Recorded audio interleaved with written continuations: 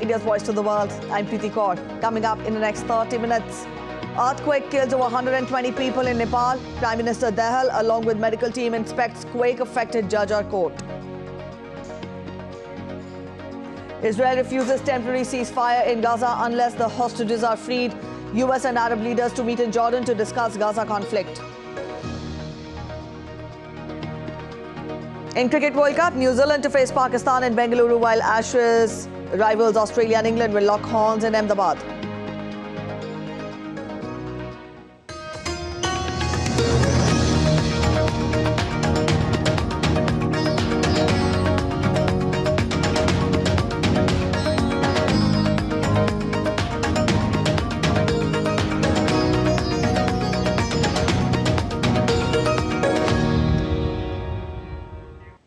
The death toll in Nepal earthquake has risen to over 120, while over 150 people have been injured in the Himalayan nation. The 6.4 magnitude earthquake struck Nepal's Jajjar Court and Rukum district at around midnight.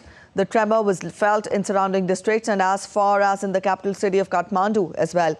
Police has said 92 people have been confirmed dead in Jajjar Court and 36 in Rukum West. All the security forces in the two districts have been mobilized in the search and rescue work.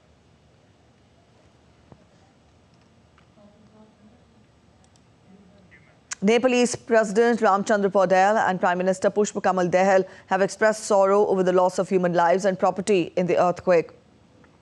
Prime Minister Pushpa Kamal Dehal reached the earthquake-affected areas with health workers and essential supplies. Appealing to everyone concerned to help with the rescue and relief efforts, Prime Minister Dehal has said that all the three security agencies have been mobilized for the immediate search and rescue of those injured in the quake.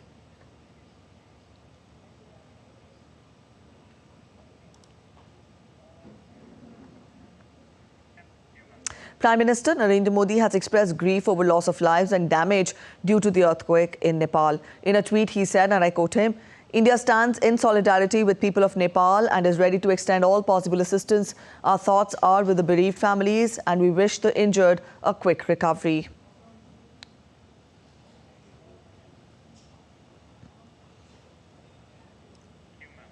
India's External Affairs Ministry has released emergency number in Nepal for Indians requiring assistance due to the recent earthquake in the Himalayan nation.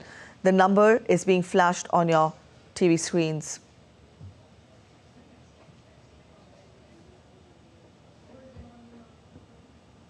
The Indian External Affairs Ministry has released an emergency number for Indians requiring assistance due to the recent earthquake.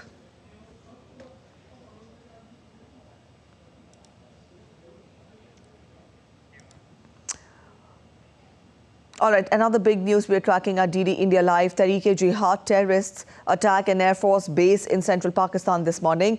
3 aircraft and a fueling tanker were damaged after gunmen stormed the Pakistani Air Force training base in Mianwali, inflicting casualties. Pakistan military said that 3 terrorists were killed in response to the attack, while 3 others remain active at the airbase. The military said an operation is underway to clear the area.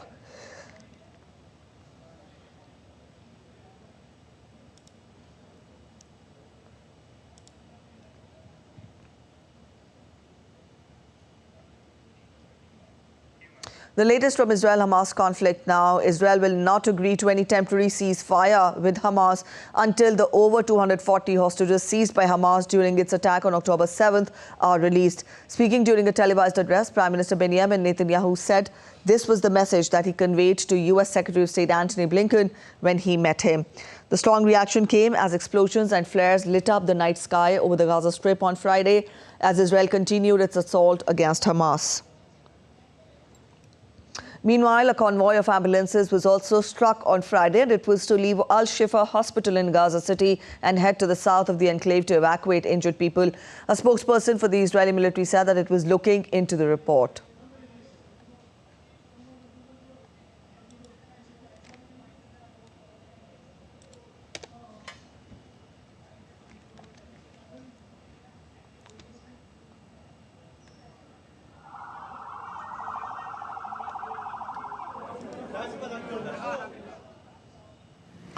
וזה רק מקצת הזוועות שיש בסרטון הזה.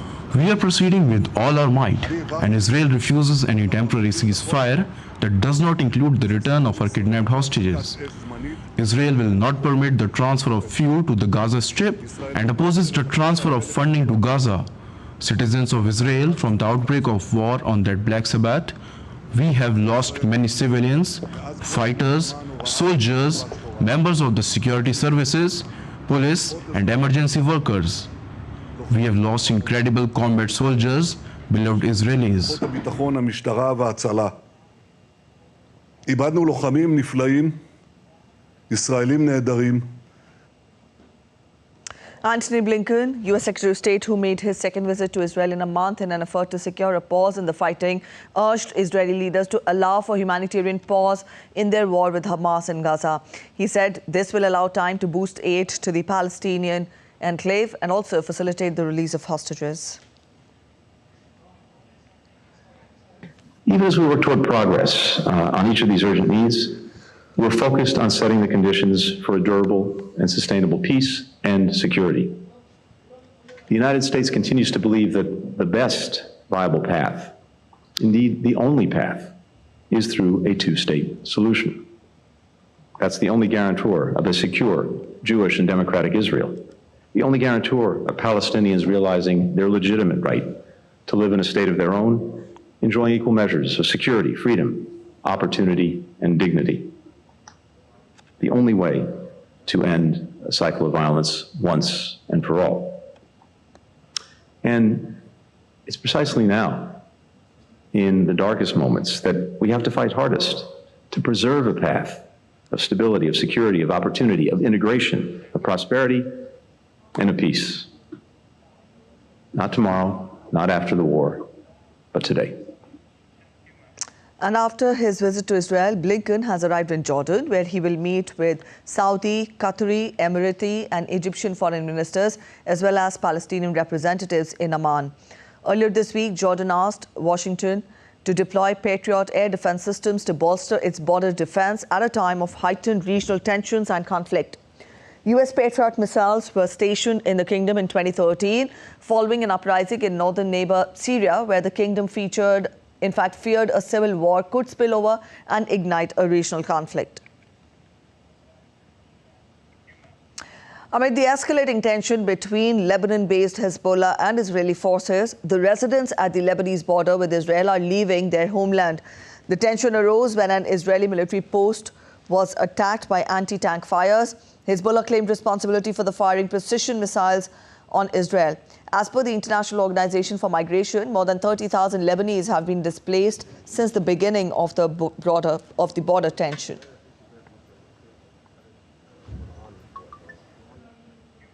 Meanwhile, White House Press Secretary Karine Jean-Pierre has said that the United States does not want to see the Israel-Hamas conflict expand into Lebanon. She said that Hezbollah and other actors, including state and non-state actors, should take advantage of the ongoing conflict. Speaking to reporters, she said that U.S. Secretary of State Antony Blinken has highlighted how it is valuable to have a pause to get aid in and hostages out. She refused to share details regarding private diplomatic conversations.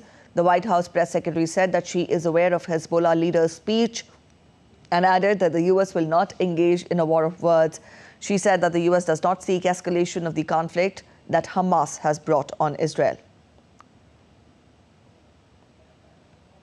The United Nations has renewed the calls for a ceasefire in the Middle East. The world body's humanitarian head, Martin Griffiths, has told UN members that time is running out for thousands of Palestinians. He has called for immediate intervention from the international community. Jody Jacobs reports from the United Nations. With the conflict in the Middle East now in its third week, United Nations staff, especially those on the ground, are worried.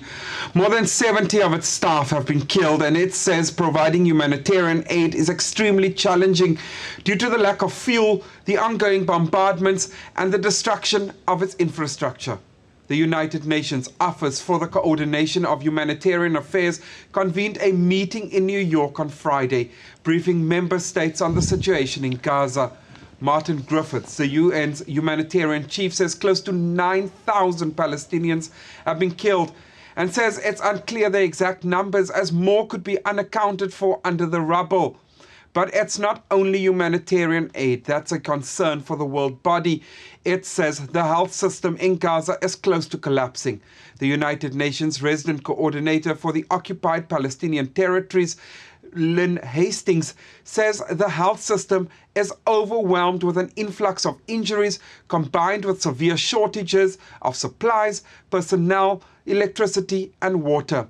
Since the start of the hostilities, she says 40% of hospitals in Gaza, that's 14 out of 35, have shut. Meanwhile, the UN says UNRWA is also running out of money. It says the situation has grown so increasingly desperate, and the UN and its partners will release an updated flash appeal for more funds to last until the end of the year. Now, the UN has been unable in recent weeks to take any decisive, legally binding decisions on the conflict, as the Security Council remains paralyzed by veto votes and the inability to agree on appropriate language on a Security Council resolution. The UN General Assembly has, however, passed a resolution calling for an immediate ceasefire, but this is not legally binding. Jody Jacobs in New York, reporting for DD India. The Gaza Strip is facing an extreme shortage of food amid the Israel-Hamas conflict that has dragged on for more than 3 weeks now. The war-torn enclave has effectively been cut off from everyday supplies since the crisis broke out following the Hamas attack on Israel on October 7th. As a result, the roughly 2 million residents of Gaza, about half of whom are minors, have had to rely on aid that comes through the Rafah border crossing from Egypt, including for food. The crisis in Gaza that's been ensuing now, it's entering its 4th week. It had its toll on families and even on the World Food Program itself. Now there is no food inside Gaza except for very, very little. In the beginning of the crisis, we used to work with 23 bakeries. Now they are only down to 1 bakery because of lack of fuel. So lack of fuel over the past week especially has been a persisting problem, and let alone that without fuel hospitals cannot operate, even ambulances cannot go and rescue people who are suffering under the current situation. 9 people have been killed after a Ukrainian missile attack on Friday on an employment center in a Russian-occupied town in the southern region of Kherson. Russian news agencies quoted Governor Vladimir Saldo, confirming the deaths as well as details about 9 who were badly injured. There was no report of the incident from Ukrainian officials or media. The United States is set to provide $425 million worth of additional arms and equipment to Ukraine for its ongoing fight against Russia's invasion. The package uses the last of the funds in the Ukraine Security Assistance Initiative, a more than $18 billion fund that allowed the Biden administration to buy weapons from the industry rather than pull from U.S. weapons stocks. The funds will be put towards $300 million worth of laser-guided munitions to shoot down Russian drones.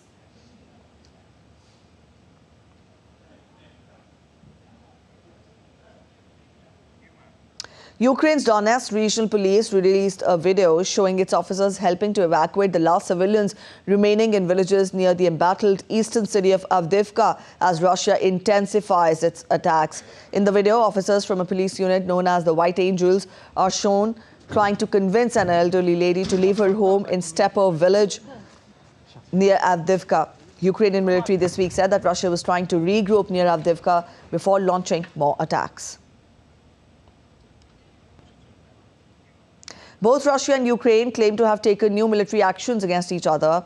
The Russian Defense Ministry said in a briefing released on Friday that in the past week, the Russian army repelled the attacks of the Ukrainian army in many directions, including Kupiansk, Krasny Liman and Donetsk, and attacked a Ukrainian ammunition depot and a temporary deployment point. In addition, the ministry claimed that the Russian air defense forces had shot down over 10 fighters from the Ukrainian side and intercepted many missiles, bombs and rockets. В районах населенных пунктов Водяное.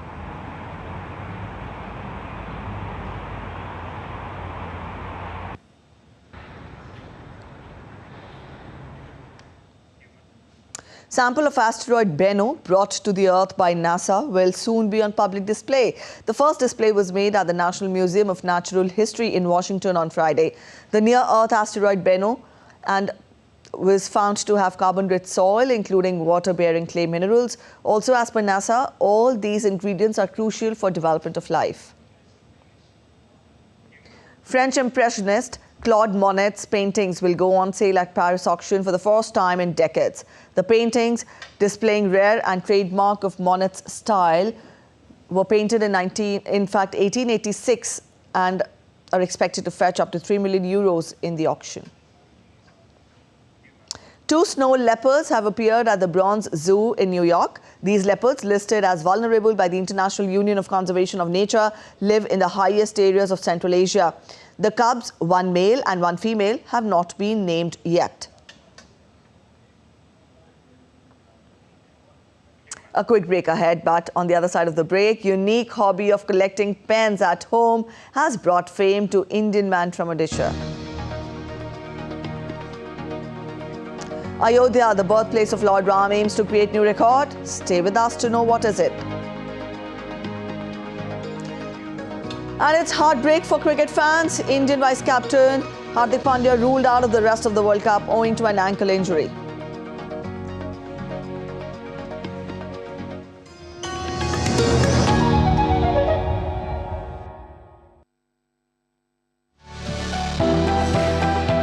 Turning crisis into opportunity, transforming ideas into action, stories of real change, tales of sustainable solution.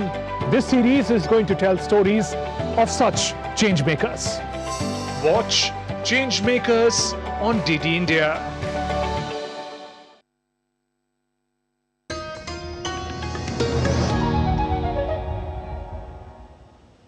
Welcome back after the break. You're watching DD India Live and I'm Preeti. Australian Prime Minister Anthony Albanese arrived in China today on a trip aimed at mending relations between the two countries.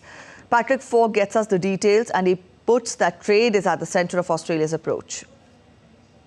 Well, Australia's Defence Minister Richard Marles described the sort of dilemma that his country faces when he was talking to reporters in Washington earlier this week, saying that China is Australia's greatest security anxiety.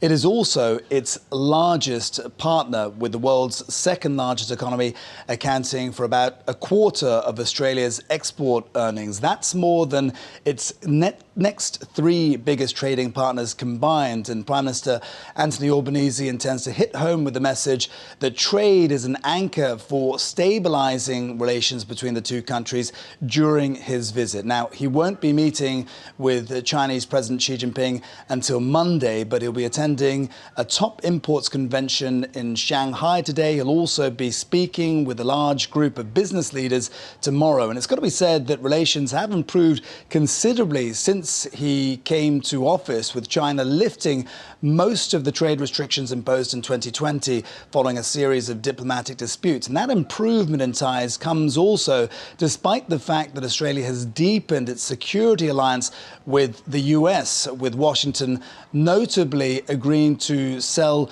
nuclear-powered submarines to Australia under their AUKUS scheme.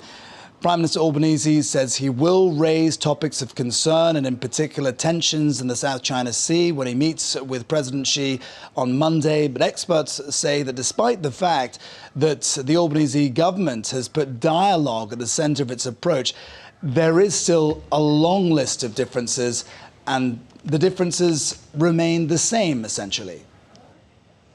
China and the United States are suddenly talking to each other on a range of issues: climate change, nuclear arms control, and even agriculture. Andrew Wood from Hong Kong tells us more on this.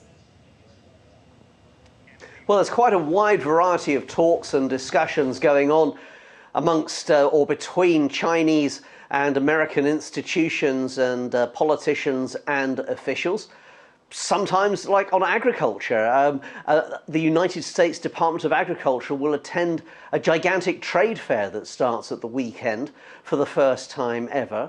Lots of representatives of American agricultural organizations covering exports of things like soybeans or grains or wheat, have been in Beijing meeting their counterparts, and there have been commitments, admittedly non-binding commitments, signed by the Chinese to buy more American agricultural products.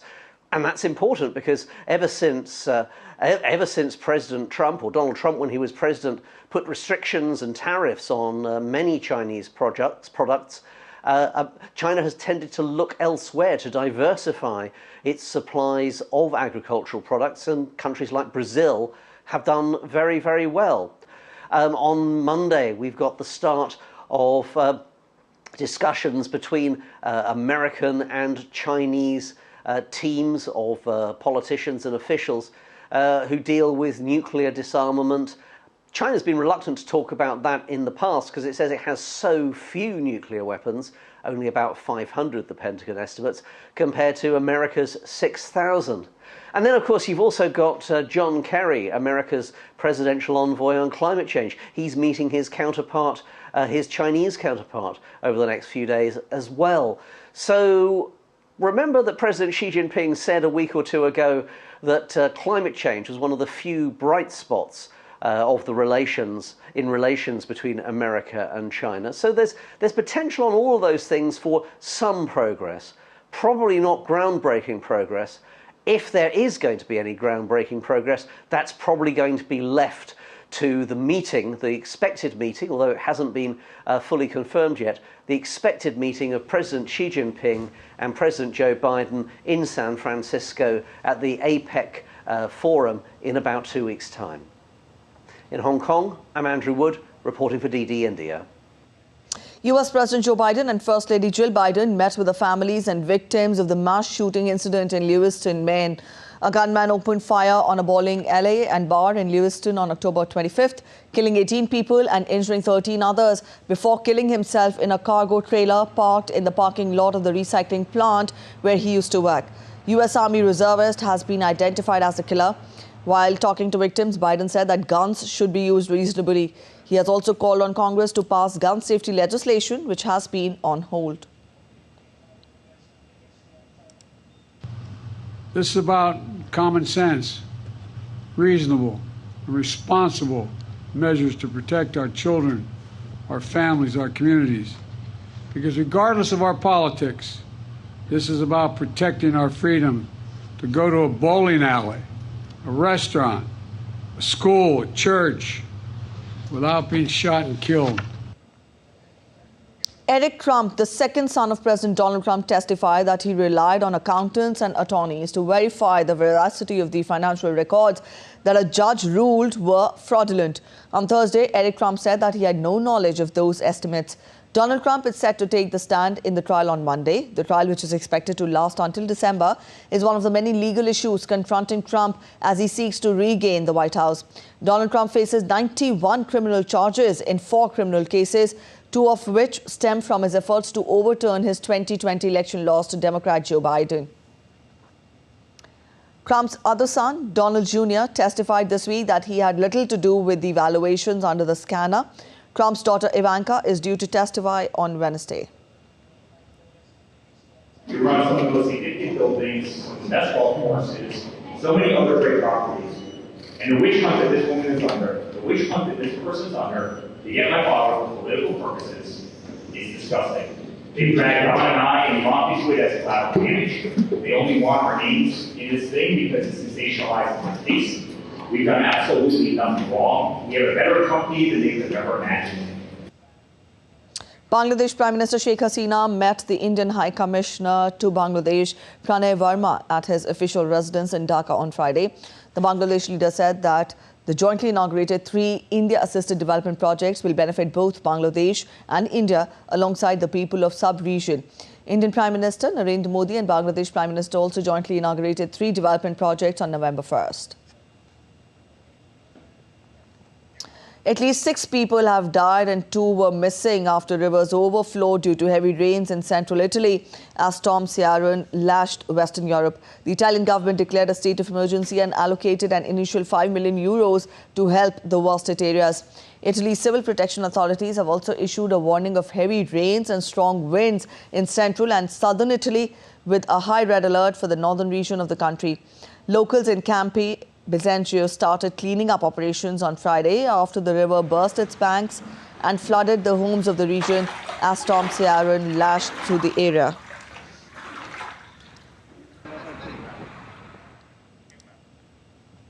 The scale of devastation at the Mexican coastal city of Acapulco has left thousands with no option but to rebuild their homes from the scratch. The Category 5 Hurricane Otis wreaked havoc in Acapulco as well as surrounding communities, leaving around 100 people dead or missing and causing extensive damage estimated at around $16 billion. The government of Mexico released a $3.4 billion recovery plan for the city on Wednesday, saying it may spend more if needed. The plan includes tax rebates, humanitarian help and infrastructure rebuilding. Along with the humans, vulnerable sea turtles are also facing the new threat of this season after a sanctuary for their protection was devastated by Hurricane Otis. The storm has destroyed nesting areas of the olive ridley turtle, black turtle and the leatherback turtle.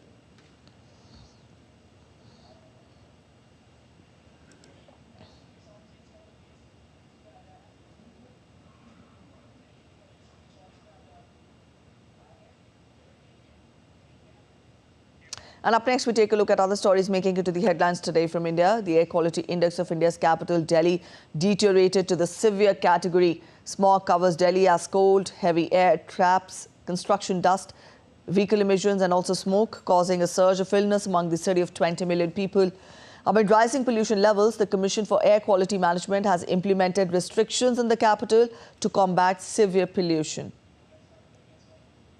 47-year-old Tushar Kantadas, who hails from the Indian state of Odisha, has a unique pen library at home. Tushar's unwavering affection for pens seems unbelievable in a world when pens have been superseded by computers, tablets and mobile phones. He made it after collecting over 4,000 pens with starting price of ₹5 for a ballpen pen to ₹5,000 for a fountain pen. Tushar Das earned the title of Pen Man of Odisha. All preparations have started to make the Deepotsav program grand in the Indian city of Ayodhya. This time, the journey of Lord Ram from his birth to his coronation will be displayed through 19 tableaus. 15 artists from Indian city of Lucknow, while 10 from Delhi are working on these tableaus. These will give social messages based on the education of Ramayana period. The event related to the tableaus will be held on November 8th. On the sports updates, Indian Vice Captain Hardik Pandya has been ruled out of the rest of the World Cup after the all-rounder sustained an ankle injury last month as per the International Cricket Council, as it approved Prasidh Krishna as his replacement. Pandya injured his left ankle during a match where India won by 7 wickets over Bangladesh in Pune on October 19th. They take on second place South Africa in Kolkata on Sunday. That's it in this edition of DD India Live. But let us know your thoughts on the news of the day. You can connect with us on Facebook, X and also Instagram. We will be back with more news as it breaks here on DD India. I'm Preeti Kaur signing off, and from all of us here in Delhi, thanks for watching DD India Live.